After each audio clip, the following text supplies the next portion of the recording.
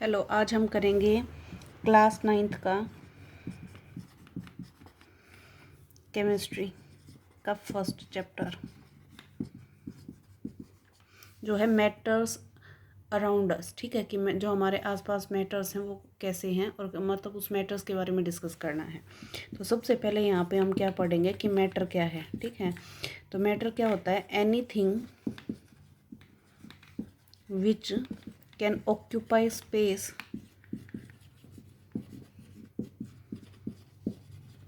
And having mass. मतलब कोई भी ऐसा ऑब्जेक्ट, कोई भी ऐसी चीज़ जो स्पेस ऑक्यूपाई करे और उसका कुछ ना कुछ मास हो। ठीक है, फॉर एग्जांपल आपके आसपास चेयर है, ठीक है, बेड है, टेबल है, जो भी ऐसी चीज़ें हैं जो क्या करती हैं, स्पेस ऑक्यूपाई करें और कुछ ना कुछ उसका मास हो, उसको हम क्या कहेंगे कि वो क्या है, हमारा मैटर है। तो मैटर है, उसके कुछ क्या है, हमारे करेक्टरिस्टिक्स हैं। क्या है करेक्टरिस्टिक्स? सबसे फर्स्ट करेक्टरिस्टिक्स हमारी क्या है कि जो पार्टिकल्स हैं उनके बीच में क्या होता है, स्पेस। तो particles having space between them. First property है कि पार्टिकल्स हैं उसके बीच में क्या होता है, स्पेस होता है। ठीक है, सेकंड क्या है, particles are continuously moving. Particles are continuously moving।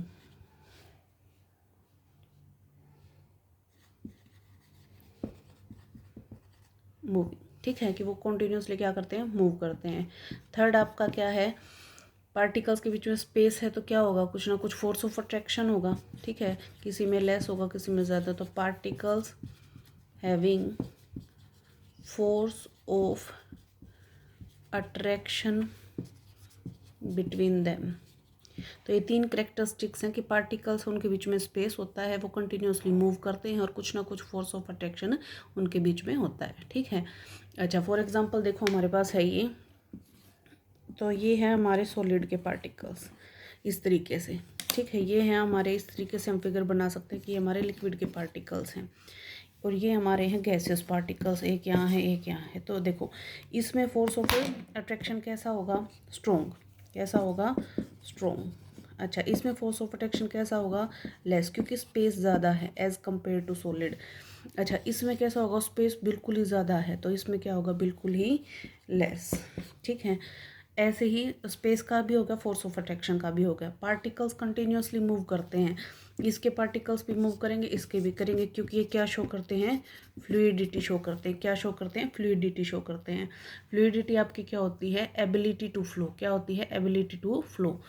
ठीक है, लेकिन जो सॉलिड पार्टिकल्स हैं, अब जो सॉलिड के जो जितने भी मैटर्स हैं वो तो फ्लो नहीं करते। ठीक है, तो वो कंटिन्यूसली मूव कैसे कर सकते हैं, तो उसमें हम क्या कहेंगे कि वो क्या करते हैं, वाइब्रेट करते हैं। सॉलिड पार्टिकल्स क्या करते हैं, आपके वाइब्रेट करते हैं at its mean position.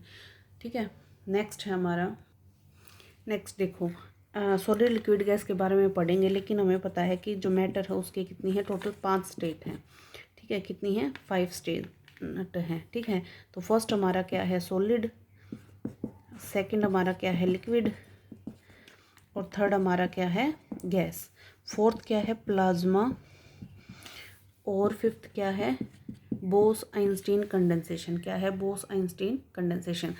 Solid liquid gas को डिटेल में पढ़ेंगे, इनकी सिर्फ और सिर्फ क्या है, डेफिनेशन दे रखी है, तो वो एक बार पढ़ लेते हैं। देखो प्लाज्मा हमारे क्या होते हैं, इसके अंदर हम आयनाइज्ड गैस पार्टिकल्स लेते हैं। इसके अंदर क्या होता है, आयनाइज्ड गैस पार्टिकल होते हैं, जो क्या होते हैं, सुपर एनर्जेटिक और सुपर एक्साइटेड। और कैसे होते हैं आपके, सुपर एक्साइटेड। तो क्या लिखेंगे, it is the fourth state of matter consist ionized gas particles and they are super energetic and super excited atoms। तो देखो हम यहाँ क्या बोलेंगे कि प्लाज्मा आपकी क्या है, फोर्थ स्टेट है मैटर की, जिसके अंदर आयनाइज्ड गैस पार्टिकल होते हैं, ठीक है, और वो क्या होते हैं, सुपर एनर्जेटिक और सुपर एक्साइटेड एटम होते हैं। इस तरीके से हम क्या करेंगे, प्लाज्मा को डिफाइन करेंगे। नेक्स्ट है हमारा बीईसी, मतलब इसका क्या है full form, Bose Einstein condensation. Condensation से इतना तो समझ में आया होगा कि करना तो क्या है, कूल, ठीक है। अच्छा, बोस और आइंस्टीन क्या है, बोस से क्या है, कौन सा है, सत्येंद्रनाथ बोस एक साइंटिस्ट था, दूसरा था अल्बर्ट आइंस्टीन।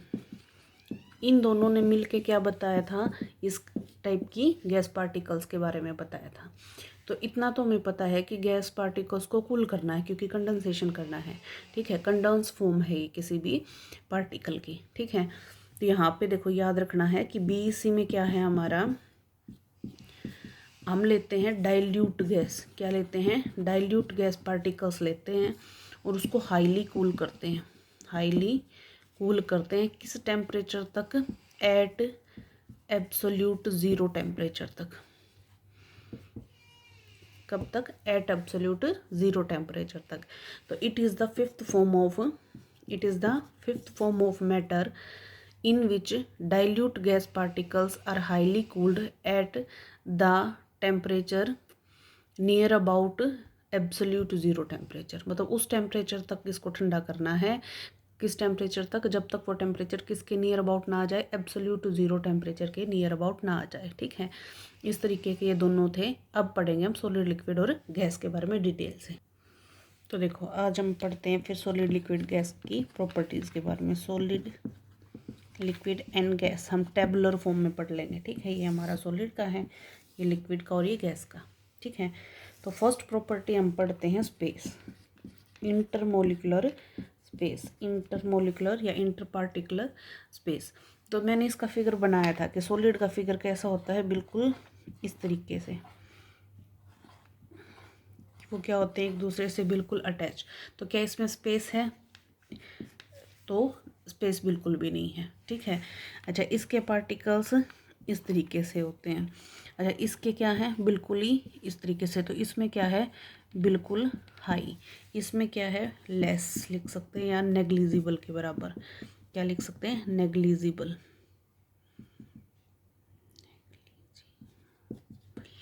ठीक है, नेग्लिजिबल के बराबर लिख सकते हैं। अच्छा, इसमें क्या लिखोगे, इसमें मोस्टली चीज़ें क्या है, मॉडरेट है, मतलब सॉलिड से ज़्यादा और गैस से कम, ठीक है। अब है force of attraction, force of attraction, force of attraction का देखो, जिसमें स्पेस बिल्कुल कम है उसमें फोर्स ऑफ अट्रैक्शन क्या है, हाई, ठीक है, ये वहीं से मॉडरेट रहेगा। और जिसमें स्पेस ज़्यादा है उसमें फोर्स ऑफ अट्रैक्शन क्या है आपका, बिल्कुल कम, ठीक है, क्योंकि जो चीज़ जितनी दूरी पे होगी उसके बीच में अट्रैक्शन उतना ही कम होगा, ठीक है। अब देखो काइनेटिक एनर्जी, काइनेटिक एनर्जी कौन सी प्रॉपर्टी पे डिपेंड करेगी, कॉन्टीन्यूसली मूविंग वाले पे, क्योंकि काइनेटिक एनर्जी कब ज़रूरत पड़ती है, जब हमें एक जगह से दूसरी जगह किसी चीज़ को मूव करना हो, ठीक है। तो काइनेटिक एनर्जी मूव करने के लिए यूज़ होती है, ठीक है। और इसकी डेफिनेशन भी क्या है, एनर्जी रिक्वायर्ड टू मूव, ठीक है, कि मूव करने के लिए जो एनर्जी की ज़रूरत है वो हमारी क्या है, काइनेटिक एनर्जी है। काइनेटिक एनर्जी किसकी ज़्यादा है, सॉलिड मूव कर सकता है, नहीं कर सकता, ठीक है, तो इसकी सबसे क्या है, लेस। अच्छा, इसकी क्या है, गैस पार्टिकल सबसे हाईली मूव करते हैं तो इसकी सबसे ज़्यादा हाई है, ठीक है। तो इसकी क्या है, काइनेटिक एनर्जी सबसे ज़्यादा हाई है, इसकी वहीं क्या है आपकी, मॉडरेट। इसकी हर बार मॉडरेट क्यों लिखा जा रहा है, क्योंकि इससे तो इसकी ज़्यादा है लेकिन इससे इसकी क्या है, लेस। आप ऐसे भी लिख सकते हो कि more than solid but less than gas particles, ठीक है। अगर आप मॉडरेट नहीं लिखना चाहते तो उसके अकॉर्डिंग ये चीज़ें लिख सकते हैं, ठीक है। डिफ्यूज़न आया, फिर डिफ्यूज़न किसका सबसे ज़्यादा होता है, सबको पता है, गैस बहुत जल्दी डिफ्यूज़ करती है, ठीक है। मैंने यहाँ परफ्यूम रूम है कोई, उसके एक कोने में परफ्यूम छिड़क दिया तो उस पूरे रूम में उसकी स्मेल फैल जाती है सबसे स्पीडली। फिर किसकी होती है, मॉडरेट होती है किसकी, लिक्विड की, और सबसे कम किसकी होती है आपकी, सॉलिड की। तो हमने स्पेस पढ़ लिया, फोर्स ऑफ अट्रैक्शन पढ़ लिया, काइनेटिक एनर्जी पढ़ लिया, डिफ्यूज़न पढ़ लिया, ठीक है। अच्छा, उसके बाद आगे पढ़ते हैं। उसके बाद है इसकी डेंसिटी के बारे में देखते हैं। तो डेंसिटी डेफिनेटली किसकी ज़्यादा होगी? डेंसिटी का फॉर्मूला क्या होता है? Mass upon volume. तो मास सबसे ज़्यादा किसका होता है? सॉलिड का। तो डेंसिटी सबसे ज़्यादा इसकी मॉडरेट, इसकी क्या होगी? लेस, ठीक है। तो डेंसिटी है सॉलिड की जिसका मास ज़्यादा। डेंसिटी आपकी क्या होती है? मास अपॉन में वॉल्यूम। क्या होती है? मास अपॉन में वॉल्यूम। अच्छा, सॉलिड का नेचर कैसा है? सॉलिड, यहाँ नेचर लिख देते हैं कि हम नेचर के बारे में पढ़ेंगे। तो नेचर कैसा है? ये आपके कैसे हैं? रिजिड। अच्छा, ये कैसा है आपका? फ्लूइड। और ये क्या है? Highly fluid. मैंने कहा था ना कि ये सारे के सारे क्या शो, ये दोनों क्या शो करते हैं? फ्लूइडिटी शो करते हैं। क्या शो करते हैं? फ्लूइडिटी शो करते हैं, ठीक है। तो ये मैंने पहले बताया था कि क्या शो करते हैं? आपकी फ्लूइडिटी शो करते हैं। तो हमने नेचर और डेंसिटी भी पढ़ लिया। डेंसिटी क्या होता है? मास पर यूनिट वॉल्यूम। क्या होता है? मास पर यूनिट वॉल्यूम। अच्छा, पार्टिकल मोशन जो है वो पढ़ते हैं। पार्टिकल मोशन मैंने बताया था कि इसमें एक एक्सेप्शन है। क्या? सॉलिड के केस में ये क्या करते हैं? वाइब्रेट करते हैं। क्या करते हैं? Vibrate at its mean position. ये अपनी मीन पोजीशन पे ही वाइब्रेट करते हैं। और ये क्या करते हैं? Continuously moving. क्या है ये? Continuously moving. ये भी क्या है? कॉन्टिन्यूसली मूविंग, ठीक है। तो इस तरीके से आप इनको पूरी टेबल की फॉर्म में इसको याद रखना है, ठीक है। कि सॉलिड कैसे हैं? रिजिड है, ये फ्लूइड है, ये हाईली फ्लूइड है। ये अपनी मीन पोजीशन पे क्या करते हैं? वाइब्रेट करते हैं। और ये कॉन्टिन्यूसली मूविंग है, ये भी कॉन्टिन्यूसली मूव करते हैं। तो इस तरीके से एक टेबल आपकी तैयार हो गई। नेक्स्ट करते हैं। अब हैं कुछ डेफिनेशंस पढ़ेंगे हम। जैसे अभी एक आई थी काइनेटिक एनर्जी, तो हम क्या करेंगे? कुछ डेफिनेशन उसको पढ़ेंगे। काइनेटिक एनर्जी मैंने क्या कहा था? मोशन के लिए जो एनर्जी चाहिए। तो energy possessed by a body or object due to its motion। Motion की वजह से जो भी एनर्जी उसने यूज़ की है वो उसकी क्या है? काइनेटिक एनर्जी है, ठीक है। अच्छा, फर्स्ट डेफिनेशन है आपके। सेकंड है आपका डिफ्यूज़न। डिफ्यूज़न क्या होता है? कोई भी पार्टिकल है, जैसे लिक्विड में मैंने इंक डाल दिया, पानी है, पानी में मैंने उसमें इंक डाली, तो वो क्या होते हैं? धीरे धीरे धीरे धीरे डिफ्यूज़ हो जाती है। तो मतलब क्या होता है? इंटरमिक्स होते हैं पार्टिकल। तो क्या बोलेंगे? Intermixing of particle of two substance. Intermixing of particles of two substance on their own. मतलब वो खुद के ही जो स्पेस हैं उन्हीं के अंदर क्या होते हैं? इंटरमिक्स हो जाते हैं। उसको क्या कहते हैं? डिफ्यूज़न। क्योंकि मैंने यहाँ पे फॉर एग्जांपल पानी लिया, उसमें मैंने इंक डाली, वो धीरे धीरे धीरे धीरे डिफ्यूज़ होगी। तो वो कहीं बाहर से स्पेस थोड़े आया। जो वाटर मॉलिक्यूल्स थे उनके बीच में जो स्पेस प्रेजेंट था, फॉर एग्जाम्पल ये था, तो यहाँ पे वो इंक ड्रॉपलेट क्या हो रही है? मिक्स हो रही है, ठीक है। इस तरीके से। तो intermixing of particles of two substance on their own, ठीक है। थर्ड, अच्छा, डिफ्यूज़न है वो कुछ कुछ चीज़ों पे डिपेंड करता है। ये डायरेक्टली प्रोपोर्शनल होता है किसके? टेम्परेचर के।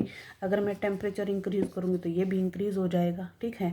ये डायरेक्टली प्रोपोर्शनल होता है किसके? प्रेशर के।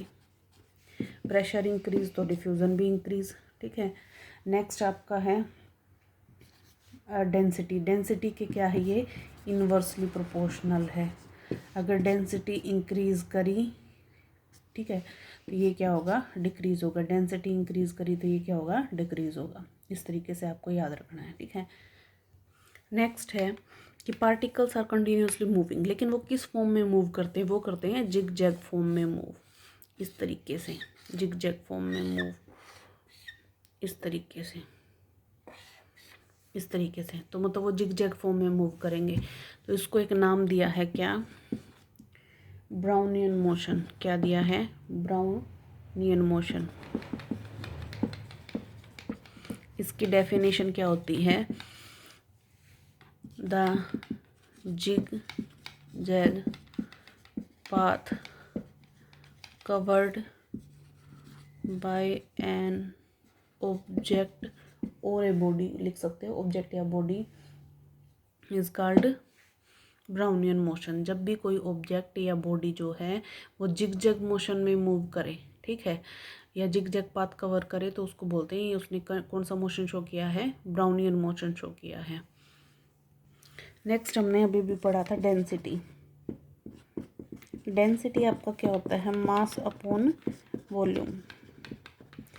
तो इसको लिखते भी यही, it is the mass per unit volume. क्या होती है, मास पर यूनिट वॉल्यूम। इसकी एसआई यूनिट क्या होती है आपकी, किलोग्राम पर मीटर क्यूब।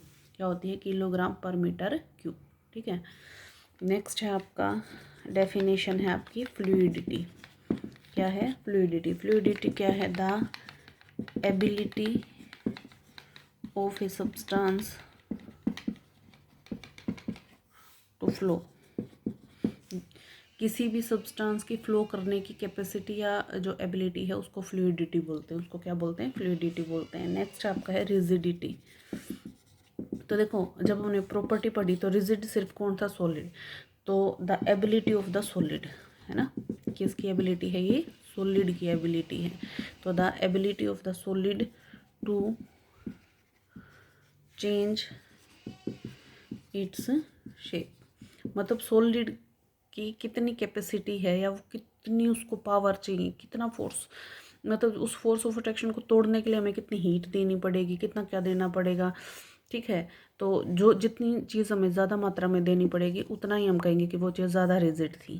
तो इसीलिए तो कह रहे हैं कि सॉलिड है, उसके पास कितनी एबिलिटी है कि वो अपनी शेप को चेंज करे, मतलब कब जाके कितने टेम्परेचर पे वो अपनी बॉन्डिंग को तोड़ेगा, ठीक है, रिजिडिटी बोलेंगे। लास्ट है आपका वॉल्यूम। वॉल्यूम आपका क्या होता है, the space occupied by a substance. भी एक गिलास है, इसमें इतना डाला है पानी हमने, ठीक है, तो इसका वॉल्यूम कितना है ये, ठीक है, ऐसे ही तो बोलते हैं हम। तो वॉल्यूम क्या है आपका, space occupied by a substance. अच्छा, वॉल्यूम की एसआई यूनिट आपकी क्या होती है, मीटर क्यूब और लीटर, ठीक है। इनमें से जो भी ऑप्शन में दिखे वो आप लगा सकते हैं। नेक्स्ट है, एक है आपका ग्राम्स लॉ। ग्राम्स लॉ आपका क्या कहता है कि रेट ऑफ डिफ्यूज़न जो है, कि कोई चीज़ कितनी जल्दी डिफ्यूज़ होगी या कितनी लेट डिफ्यूज़ होगी, तो रेट ऑफ डिफ्यूज़न है वो इन्वर्सली प्रोपोर्शनल है किसके, अंडर रूट ऑफ डेंसिटी के। तो ये तो देखो हमने पढ़ा था कि जो डिफ्यूज़न है वो क्या है हमारा, इन्वर्सली प्रोपोर्शनल है किसके, डेंसिटी के। तो मैंने बता दिया था, लेकिन ये तो एक रफली वो था कि भाई हाँ इन्वर्सली प्रोपोर्शनल। एग्जैक्ट जो डेरिवेशन है वो हमारी ये है कि भाई रेट ऑफ डिफ्यूज़न है वो किस तरीके से है, अंडर रूट ऑफ डेंसिटी के इन्वर्सली प्रोपोर्शनल है। और ये बात किसने बताई थी, ग्राम्स लॉ ने बताई थी, ठीक है। नेक्स्ट है आपका ओस्मोसिस की प्रोसेस। ओस्मोसिस की प्रोसेस क्या होती है, the process of movement of solute particle higher water concentration to lower water concentration. Basic सी है कि जहाँ वाटर कंसंट्रेशन ज़्यादा है उससे वो मूव करेगी लोअर वाटर कंसंट्रेशन की तरफ, ठीक है। तो हम क्या बोलेंगे, the process of movement of solute particle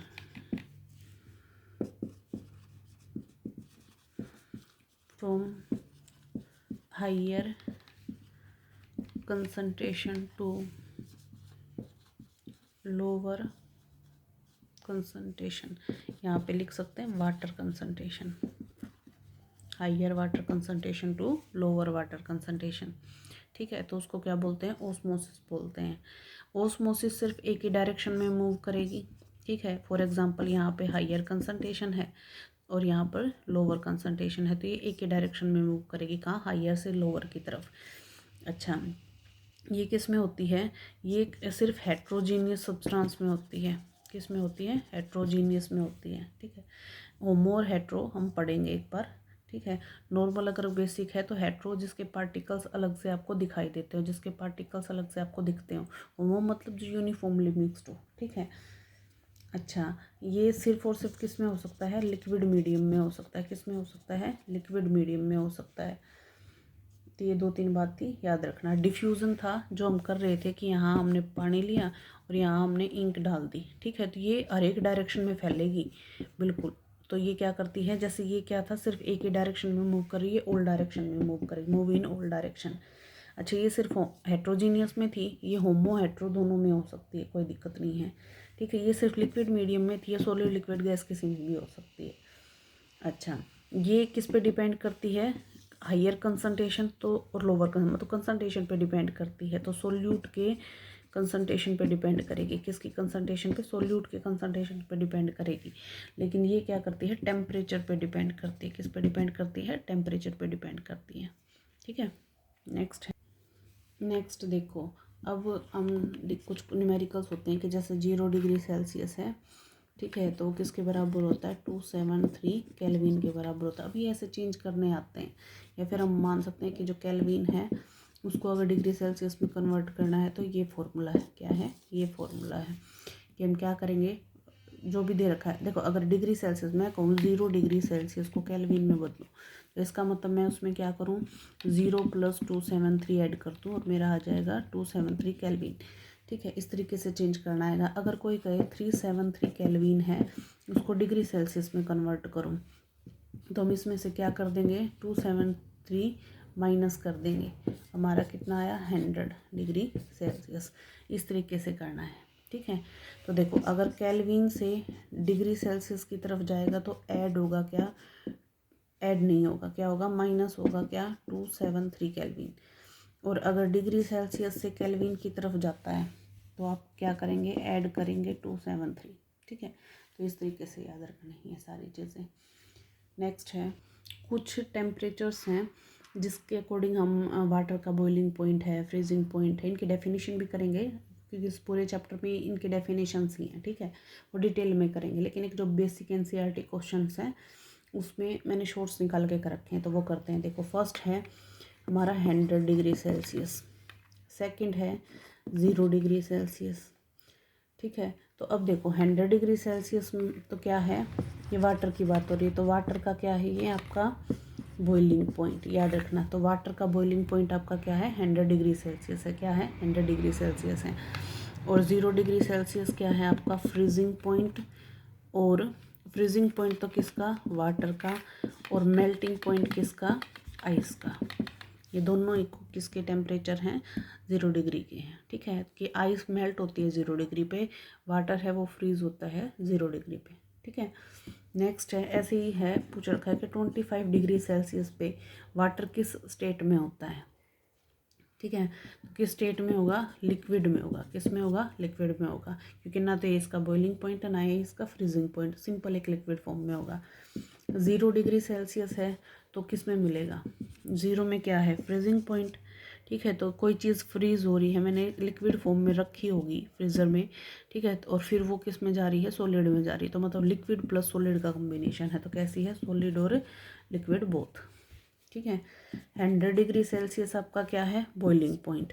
कोई चीज़ बॉयल हो रही है, ठीक है, तो बॉयल होगी तो डेफिनेटली लिक्विड थी पहले, तभी वो किस में गई है, गैसियस फॉर्म में गई है, बॉइलिंग की फॉर्म में गई है।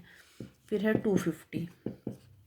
250 डिग्री सेल्सियस है, उस पर कैसी होती है आपकी, गैसियस स्टेट होती है, ठीक है। कैसी होती है, क्योंकि बॉयल हो जाता है 100 डिग्री पे, उसके बाद सिर्फ और सिर्फ क्या रहते हैं, गैसियस फॉर्म में कन्वर्ट हो जाता है वो, ठीक है। तो याद रखना है। 25 है, कैसी है, लिक्विड, 0 डिग्री पे सॉलिड लिक्विड बोथ, 100 पे लिक्विड और गैसियस बोथ, 250 पे ओनली गैसियस फॉर्म। नेक्स्ट है आपका, नेक्स्ट है conversion of the state of matter, ठीक है। तो सबसे पहले हमें पता है कि हम लेते हैं सॉलिड, सॉलिड से किस में जाता है, लिक्विड, लिक्विड से किस में जाता है, गैस में। अच्छा देखो, अगर सॉलिड से डायरेक्टली सॉलिड से लिक्विड गया तो डेफिनेटली वो क्या हुआ है, मेल्ट, तो इसको बोल लेंगे मेल्टिंग की प्रोसेस। कैसी प्रोसेस है ये, मेल्टिंग की। लिक्विड से गैसियस फॉर्म में गया है तो इसका मतलब हमने क्या किया है, बॉइलिंग की है, क्या की है, बॉइलिंग की प्रोसेस की है, ठीक है। अच्छा, इसको एक और नाम भी देते हैं, क्या, इवेपोरेशन,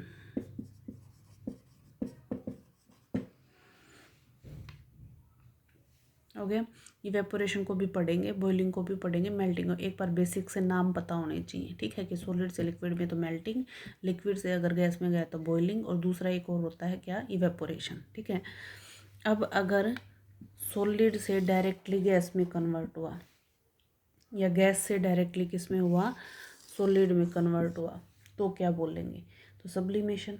सब्लिमेशन क्या होता है, कोई सॉलिड पार्टिकल है वो लिक्विड में बिना कन्वर्ट हुए किस में चला गया, गैस पार्टिकल में चला गया, तो यहाँ पे हम क्या लिखेंगे, इसका क्या है, सब्लिमेशन। सॉलिड से लिक्विड में, सॉलिड से गैस में, सॉरी ये मैंने गैस वाला लिख रखा है, सॉलिड से गैस यहाँ जा रहा है ना, तो ये हमारा क्या है, सब्लिमेशन। लेकिन अगर गैस से सॉलिड में जा रहा है, ठीक है, तो इसको एक तो बोलते हैं डी सब्लिमेशन, क्या बोलते हैं, डी सब्लिमेशन, और एक क्या बोलते हैं, डिपोजिशन, मतलब वो अपनी पोजीशन से हट गया, क्या बोलते हैं, डिपोजिशन। एक तो डी सब्लिमेशन और एक क्या बोलते हैं, डिपोजिशन बोलते हैं, ठीक है। ये तो एक बेसिक सी फॉर्म थी कि ये बेसिक सी चीज़ें हैं। अच्छा, फिर लिक्विड से अगर वो जा रहा है सॉलिड में, तो हम उसको क्या करें, ठंडा करें, मतलब ये है हमारा फ्रीजिंग, क्या है, फ्रीजिंग, ठीक है। अब इनके डेफिनेशंस पढ़ेंगे हम। देखो, सबसे पहले हमने पढ़ा था कि सॉलिड से किस में जा रहा है, लिक्विड में, तो हम बोलेंगे कि ये क्या है, आपकी मेल्टिंग है, क्या है, मेल्टिंग है। The process in which solid particles converted into liquid particles, ठीक है, ठीक है। वो प्रोसेस जिसमें सॉलिड पार्टिकल लिक्विड पार्टिकल में कन्वर्ट होते हैं at its melting point, at its melting point. अब देखो, मेल्टिंग पॉइंट क्या होता है आपका, तो वो टेम्परेचर जिस पे कोई भी सॉलिड चीज़ लिक्विड में कन्वर्ट हो जाए, तो हम क्या बोलेंगे, the temperature at which solid particle converted into liquid particle. तो देखो, इसने क्या बोला कि सबसे पहले थी मेरी मेल्टिंग, तो मेल्टिंग होगी तो हम बोलेंगे प्रोसेस, तो the process in which solid particle converted into liquid particle at it's melting point, definitely अपने मेल्टिंग पॉइंट पे जाएगा। मेल्टिंग पॉइंट होता क्या है, वो temperature, the temperature at which solid particle converted into liquid particle, ठीक है, तो वो टेम्परेचर जिसमें सॉलिड लिक्विड में कन्वर्ट हो जाए, ठीक है। इसी तरीके से फिर आपका है बॉइलिंग, सेम लिखना है आपको, the process in which liquid particles converted into gaseous particles at its boiling point.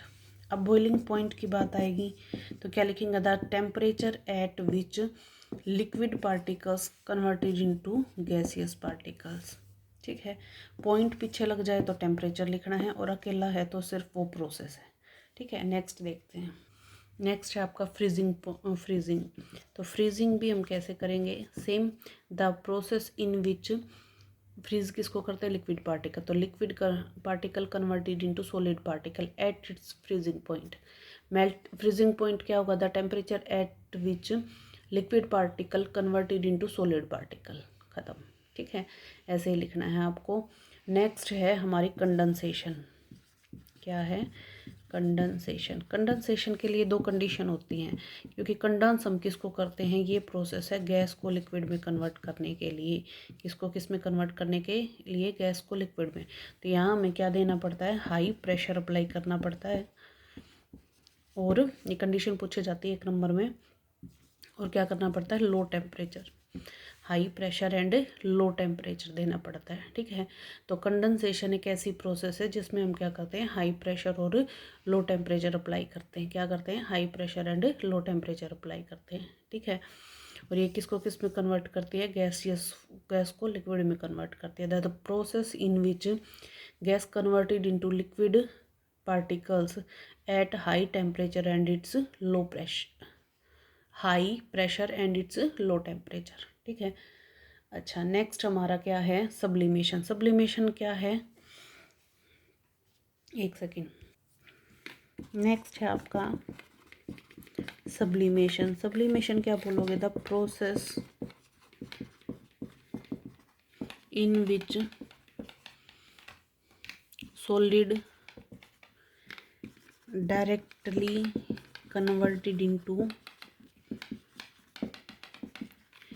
gaseous state या particles without going into liquid state। बिना लिक्विड स्टेट में जाए वो डायरेक्टली अगर किस में कन्वर्ट हो जाती है, गैसियस में, तो उसको बोलते हैं सब्लिमेशन। क्या बोलते हैं, सब्लिमेशन। ऐसे ही गैस से डायरेक्टली किस में कन्वर्ट हो जाए, आपका सॉलिड में कन्वर्ट हो जाए, ठीक है, तो उसको क्या बोलते हैं, डीसब्लिमेशन या बोलते हैं डिपोजिशन। क्या बोलते हैं, डिपोजिशन। क्या बोलते हैं, डिपोजिशन। ठीक है, नेक्स्ट है आपका, अब देखो बॉइलिंग, हमने प्रोसेस पढ़ ली। ये प्रोसेस का क्या होती है हमारी, कि हम लिक्विड को गैस में कन्वर्ट करते हैं एट इट्स बॉइलिंग पॉइंट। पढ़ी थी हमने ये बात, ठीक है। अब मैंने कहा था ना, लेकिन लिक्विड से गैस में तो एक और प्रोसेस होती है, कौन सी, इवेपोरेशन।